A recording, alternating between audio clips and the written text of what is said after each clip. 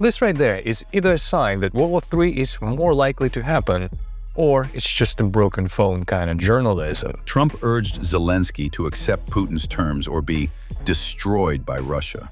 And do you see why this is a sign of World War III? Such push for Zelensky to submit to the will of Putin is actually more likely to bring us into the Third World War. Because this is point-blank appeasement. You either do what Putin wants or he destroys you. This is a bully kind of ultimatum. But the thing is, Moscow has already been trying to destroy Ukraine for the last 3.5 years with everything that it got. Conventionally, it just cannot destroy Ukraine. However, Moscow Empire can destroy Ukraine or Argentina or Australia or United States with nukes. This statement is true. So thus, if we distill this framing further, Trump basically says, it's okay to destroy Ukrainians.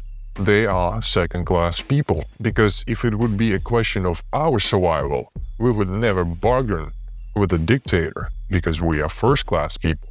And first-class people do not bargain for their survival with dictators.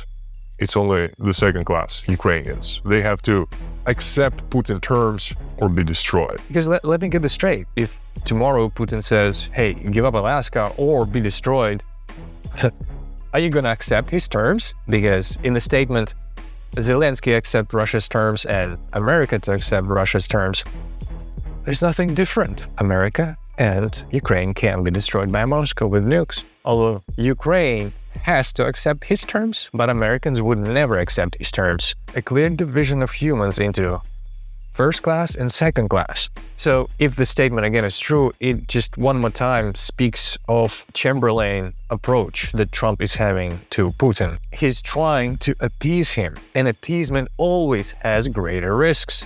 This was said by Ronald Reagan. Admittedly, there's a risk in any course we follow other than this, but every lesson of history tells us that the greater risk lies in appeasement. Appeasement leads to escalation, not to peace. Thus, if true, if this really happened as reported by Financial Times, if Trump indeed urged Zelensky to accept Putin's terms or be destroyed by Russia, this is a really bad sign. It signals to the whole world that Trump is afraid, that he would rather skip Ukrainians just like Chamberlain has skipped Czechoslovakian people and be done with it. Why risk confrontation if you can just appease the dictator? Just accept his terms and everything's gonna be fine.